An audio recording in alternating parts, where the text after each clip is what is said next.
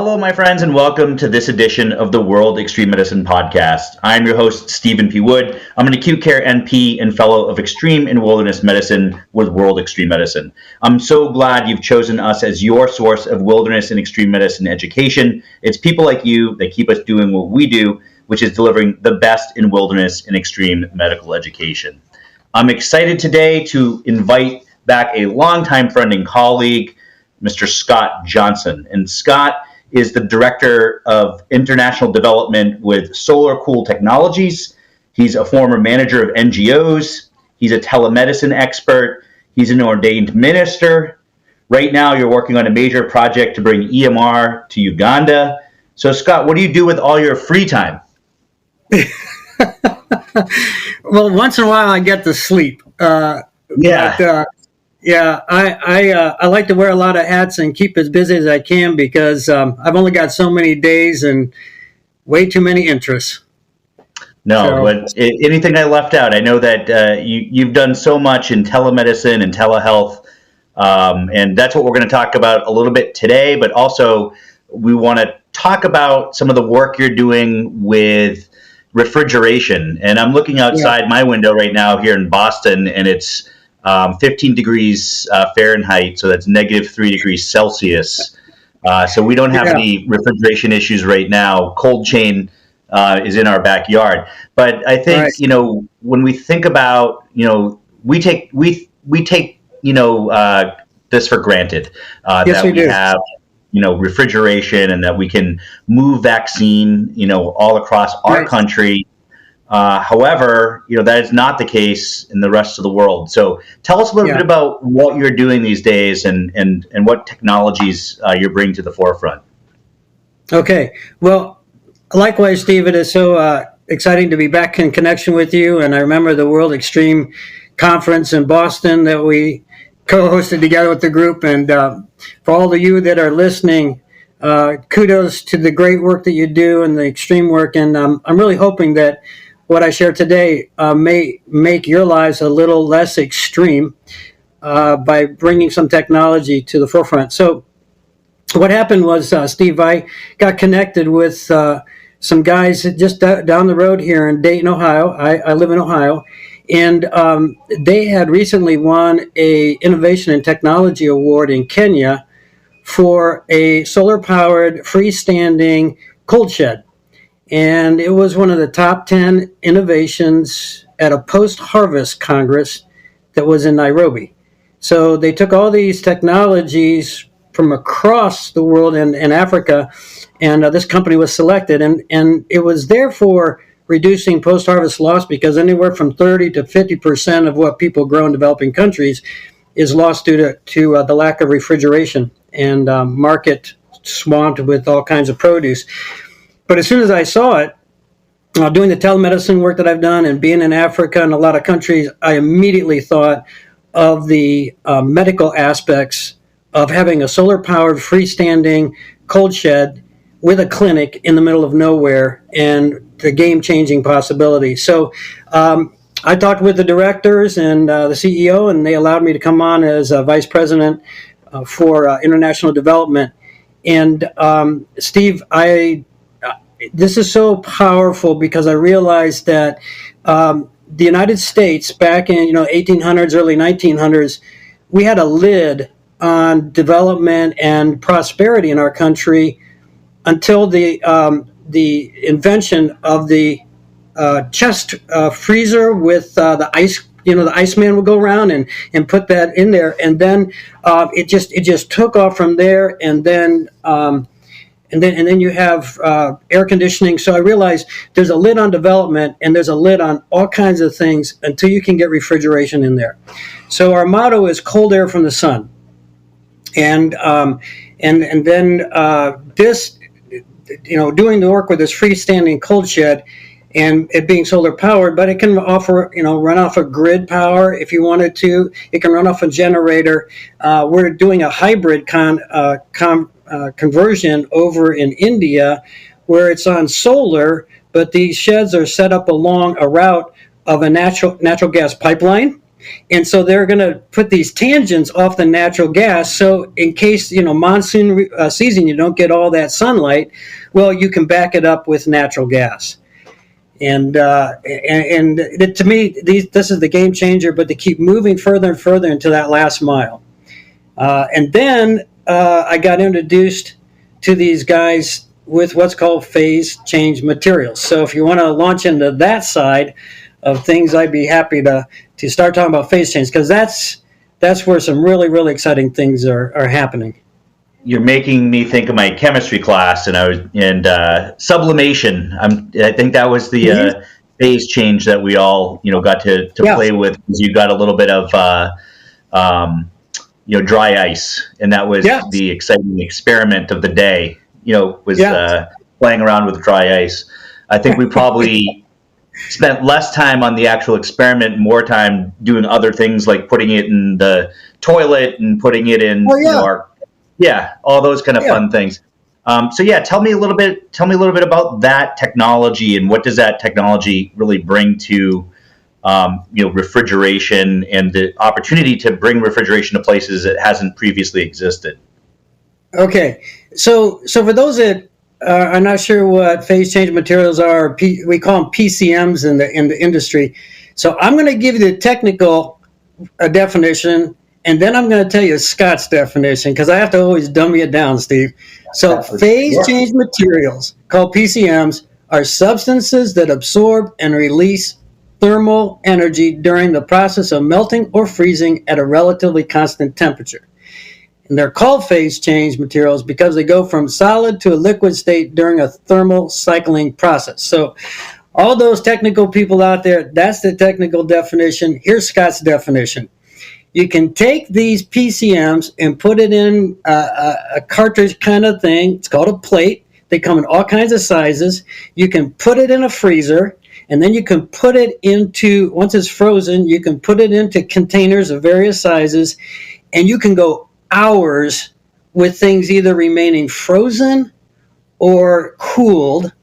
And what a lot of people don't understand is that they can also release heat. So you can do phase change materials to keep things warm, or you can keep them cold, or you can keep them frozen. And I'm talking about hours. I've got all kinds of data sheets that I pulled off here. We can keep things frozen for 36 to 72 hours in these containers. So imagine, biological parcels and specimens of blood that can be taken further and further into remote areas where the people that are your audience are trying to bring medical help. We're working on how these containers can be picked up by a drone and delivered into remote areas with drones.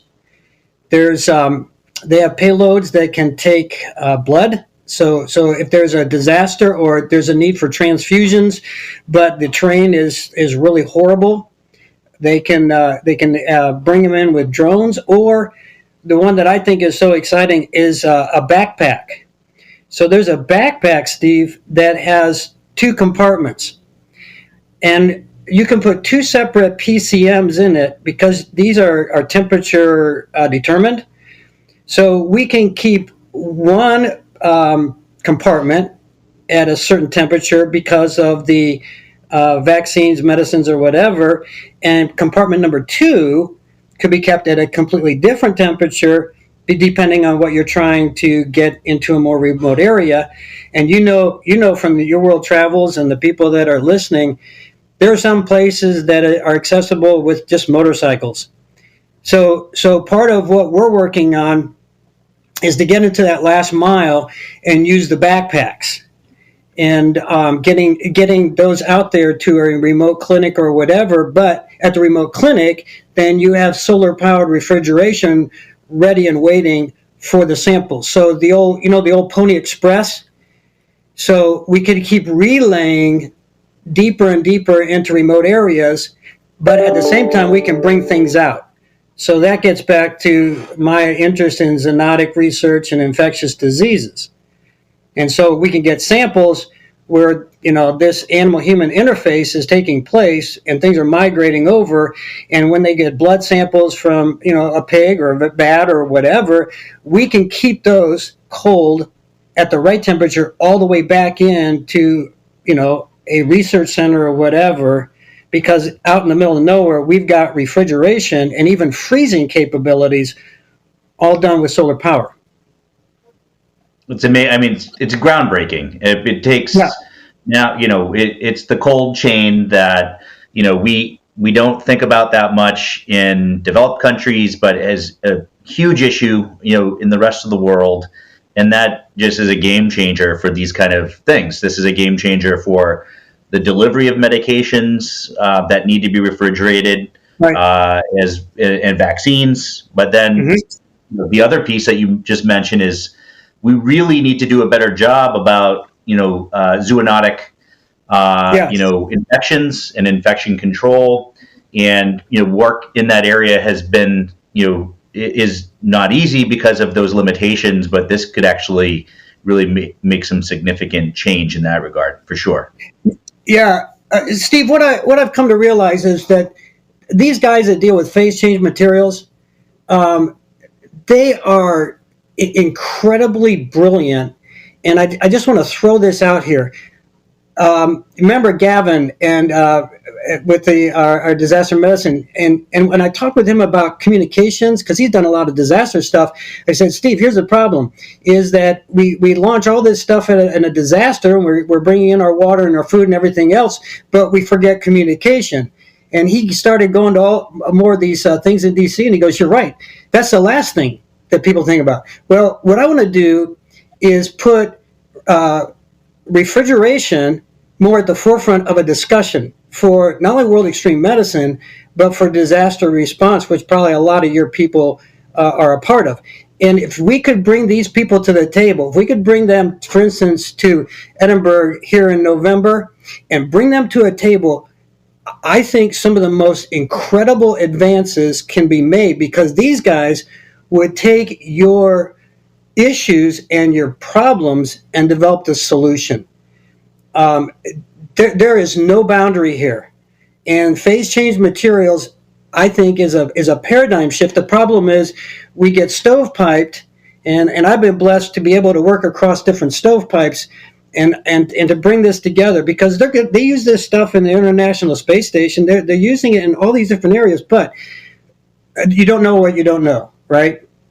And the other thing that I want to share with your group before I get too far is that we can embed sensors in every one of these boxes, courier things, and cold sheds, so that we can maintain accuracy of temperature from beginning to end. And you remember, cold chain supply, when we were dealing with coronavirus, and Pfizer is saying, oh, by the way, you're going to have to keep this at a ridiculously cold level, and everybody's panicking because we had never really set up a system for that. Remember that? And even reports coming out that some of the integrity was lost in the cold chain because somebody wasn't monitoring to make sure that a viable vaccine had gotten to a destination. And that is a huge problem in developing countries. But, the vaccine gets out there and nobody's kept track along the route, and they just give the vaccine, but it's like giving a placebo because it's become this lost its integrity. So that's one of the things that really motivates me too. And they have these on an iPhone. Pretty cool stuff. Yeah, I mean, that's we don't tend to think about that when you're living in a developed world where I remember the day the trucks pulled up with our vaccine at my hospital and how exciting that was. But even there, we had loss. We had some loss. I know other institutions did as well. Think about trying to drag that, bring that to Haiti. We've both been there, and know the limitations that that country faces. And when we can't stop a pandemic if we're only focusing on developed countries. This is going to bring that kind of thing to the world stage. And when you think about insulin, you think about blood products, all the different vaccines that require some refrigeration. This is, something that I think we tend to forget, right? That you mentioned communications. I never do, because I've worked with you and others who put communication at the forefront of a disaster response. Starts with developing your communication model. But we also forget storage, and how are you going to store your supplies, store your food, store your water, make sure that these are safe for consumption. And again, it's something that we forget. We focus on supplies, but we don't focus on maintaining the integrity of those supplies sometimes. And so that's an important piece. Yeah, and something that you mentioned there about Haiti. Did you go down to Haiti right after the earthquake and help out? I wasn't there. I wasn't there in the initial phases. I was down there, but it was a year later. Yeah, a year later. Okay. Well, just how crazy hot it is down there. So guess what? They have, and some of your people that work in tropical areas will really find this interesting. They have phased PCM vests that you take these inserts and you freeze them, and then you put it into the pockets in this vest, and you can have anywhere from 2 to 4 hours worth of cooling with this vest. And then with the other containers, you can have replacements backed up to where you can have a whole day worth of cooling in this vest. So think about just being in these environments and what it would be like to be able to have your body cooled at a temperature that's comfortable, but at the same time it's constant. And how that would reduce fatigue and things of that nature. So again, these are like that show MacGyver. These guys are refrigeration MacGyvers, and I think it would be electric to get a whole bunch of these World Extreme Medicine doctors and public health people into a room together and just say, I got this, I got that, and what these PCM guys could come up with. Like, I'm going to get one of these vests. I think I want one as well. I'm a pasty white New Englander, and so when the temperature is above 75 degrees, I'm already, wishing it was. I'll put my name down on the list. I'll order one. Okay. I would imagine. Can you also heat? So can you also warm through those, or is that? I actually sent a text right before to find out if you could also heat, and I haven't gotten an answer. But that's the great thing about these guys.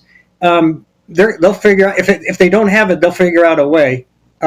Because they're solution driven. The company that we partnered with, Steve, by the way, has gotten a lot of awards.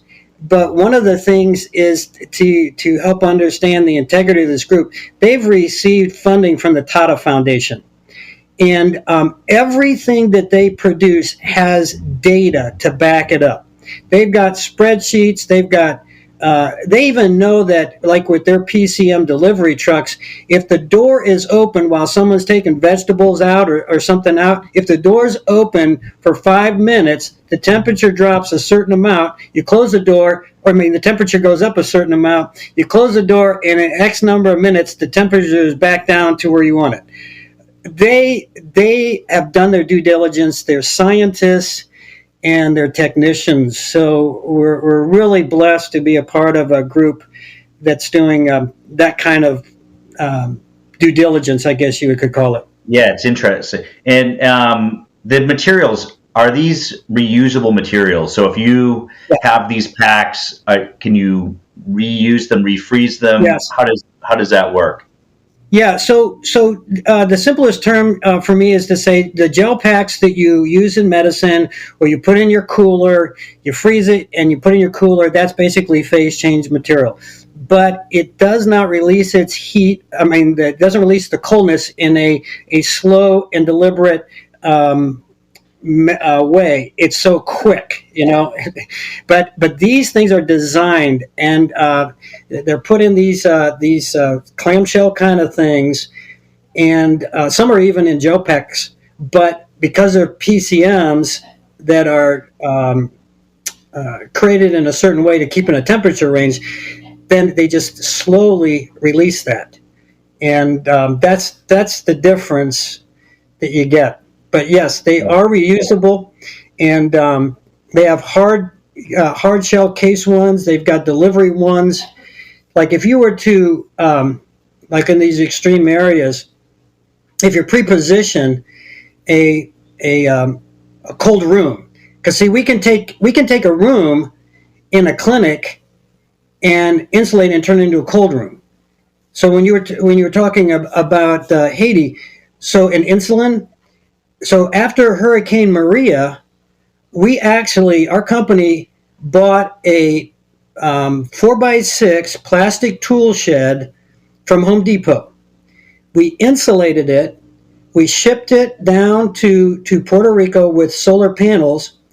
And I think I sent you a picture, but we put it on the back of a trailer pulled by a Jeep into the mountains of Puerto Rico, set it up, and that's how they kept their insulin cold. There was a little village of like 300 people, but 15, I think it was, were insulin dependent. So we can turn almost anything into a cold shed, or we can take a room and insulate it and turn it into a cold room. And all of it being solar powered. And then it's pre-positioned to receive, that relay kind of thing. The other thing that we're working on right now is think of when you go into a hospital or something, you got that glass front pharmaceutical cooler sort of thing, and you can look in and see the medicines. So we are in the process of creating something like that using our cold chain, our proprietary products, to make that a solar powered, so that we call it the refrigerated medical cabinets. So in remote areas, we can have a cabinet in a clinic or whatever, and all totally run solar power. Cool to, stuff. to receive it. So you don't have to have a whole room. I think another thing that you could, we don't like to think about this piece, but morgues are an important part of disaster management as well. And not having a morgue in an area that has a high number of deaths, as becomes very problematic. And that's another application for this kind of technology as well. Yeah, and then we've actually got a design. Yeah. We got a design for that, Steve. Do you really? Yeah. We've designed it using the proprietary product that we have here at SolarCool, but with PCMs. So yeah, we could turn all kinds of things into mobile morgues, and we can make it solar powered. And the other thing about PCMs, with a regular delivery trucks, with what's called the back end is called a reefer. So the only way to keep that cold is you got to keep the engine idling. So you're just throwing all that carbon up there, and you're running the diesel. With PCMs, we can park that truck, and that will stay cold for hours. But we can also put out solar powered, so the truck remains idle. But with the solar powered, we can leave that in for days. So one of my things, and I don't know if anybody listening has connections, I would love the opportunity to work at making this possible in refugee camps, because there's so many things that could be done, very, very cost effective, to provide refrigeration in refugee camps. And as people are displaced, you can move it from place to place, and then just either unhook it, throw out the solar panels. So speaking of which, what projects have been done with this technology? Is it currently in use? Is this something that's been deployed? And do you have any information around where it's been used, how it's been used, and success stories? The initial success story was with India. That's where the first pilot was done, and it was successfully done in the milk industry because, from just biological, milk has got to get cold pretty quick. And so what they did was they put the cold sheds out there in the dairy where the villages are, and instead of the delivery truck picking up the milk from person to person, and the last guy's got milk that's just spoiled, okay, but they dump it all in and everything gets spoiled. They put cold sheds out, and then everybody brings their milk to the cold shed, and then you got one pickup point. That's one thing. Used very successfully in the mango growing of Kenya, where we reduced post-harvest loss by 30%, and that was very successful. Then the actual we call it the cube. That's our cooling. That has been used in dozens of applications, including, get this, Godiva chocolates. So our cooling device was put into a glass, like a glass counter display case, and they would put the Godiva chocolates in there, but we kept that at a constant temperature. So we've used it with Godiva chocolates. We're actually, we do a lot of work in maintaining temperatures that need to be in the water purification systems. There's something that our cube is used to maintain that constant temperature that's needed to do something with that. But the other thing that I think is really exciting is that we partnered with a company, and as a person in the hospital, the people in the cafeteria, okay, they had this one company has a big stainless steel food cart, and on one side the warm food is kept warm. On the other side, our cube keeps the cold stuff cold. So one cart, two applications. So there's, and if my CEO he was here, he could tell you of other things where it's been used. And our refrigeration guru has done massive projects in refrigeration for our government. And so these are the guys that just go, okay, what more can we do with refrigeration, and how can we help? Yeah, and these are the topics that everyone wants to talk about. The medicine part of extreme medicine, the medicine part of disaster response, but these are the critically important pieces of those puzzles that aren't as sexy as talking about the medical piece, but are just incredibly important. And it's an interesting topic. It just really opens so many doors, from the delivery of medications to the integrity of food, to getting people access to vaccines, to morgue setup, and much more. I think the other piece of that, I'm definitely going to order a cooling vest for sure. Yeah. It's a nice Christmas list. But then also, the ability to warm things, that has some application for those of us who like to go out in the cold and who like to, work and or play in these cold environments. It seems like it's just a really interesting technology, really opening some doors for new technologies and new applications for really what's an important piece of a puzzle that's been missing for decades. And if anyone who's worked in developing countries knows that the lack of refrigeration plays a huge role in health and in the health of a community and health of people. And so I think this work is just incredibly important. We're coming up on our time, but did you want to add? Telemedicine has also been your area of interest for a long time. You were doing. I remember when we were working together at Be Like Brit, which is an orphanage in Haiti. You were sending ultrasound photos. This is back in 2013. You were well ahead of that game, and we saw how important telemedicine became during COVID. We were actually using it even in my urban emergency department, facilitating some visits using an iPad. Simple as that. Any exciting work you're doing in that area? Real exciting, Steve, in East Africa. Going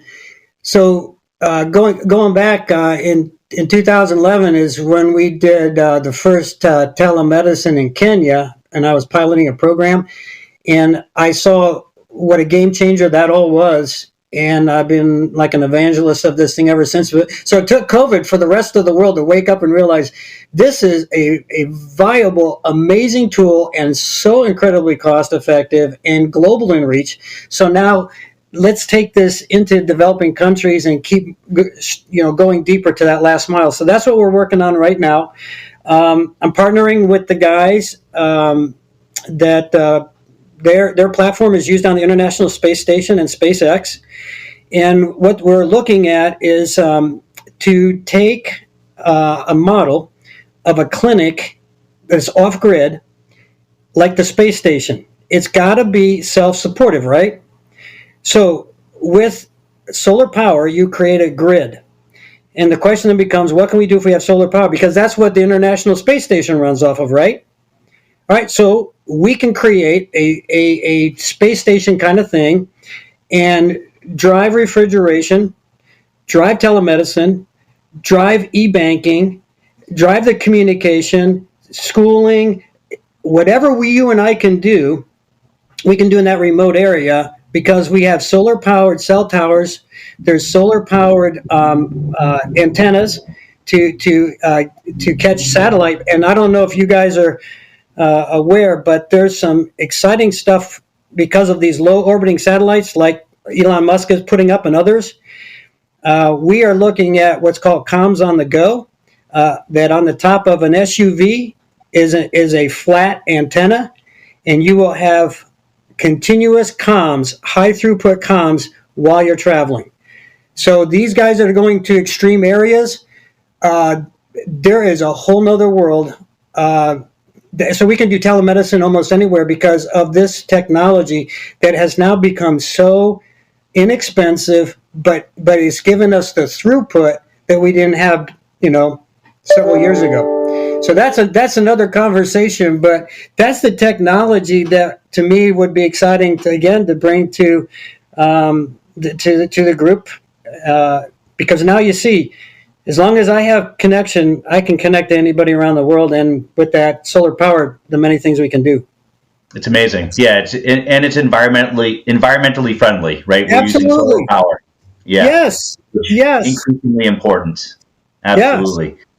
Yeah. Well, the conference is going to be in Edinburgh, Scotland, in November. I'm trying to get them to bring it back here to Boston because if you remember, we also won the World Series that year for the Boston Red Sox. So World Extreme Medicine brings a lot of good luck to our city. So I don't know how much effort, I don't know how much my begging and pleading will get me, but it'll be a great conference. It seems like it's worlds away now, but it's November will be here before we know it. And let's all hope that we have a different world as November rolls around. I'm certainly hoping to attend again this year. Maybe that will just bring us some luck regardless. I'm ready. And Mark, if you're hearing this, please come back to America and to Boston. Come back to Boston. Let us. We need another World Series here. Well, thank you so much, Scott. It's been great to catch up with you. This is really interesting stuff. I'm going to include some links in the show notes because I think there's so much application, for this kind of technology and such a need for this as well. It's environmentally, you know, friendly and solar powered, which makes it even more applicable. So that's Well, thanks again, Scott. That's our program for the day. Thank you all for joining us. We look forward to you joining us again For more content like this, you can visit our website at worldextrememedicine.com. Make sure to follow us on Twitter at worldextrememed and on Instagram at worldextrememedicine. Thank you again. Stay warm, stay safe, and explore. Thank you, Scott. If you've enjoyed this episode of the World Extreme Medicine podcast, please subscribe, like, and share. And if you want to meet lots of other risk-taking, rule-bending, and inspirational people, then you need to be in Edinburgh on the 19th to the 21st of November for this year's conference. Tickets are on sale now. Go to extrememedicineexpo.com to find out more.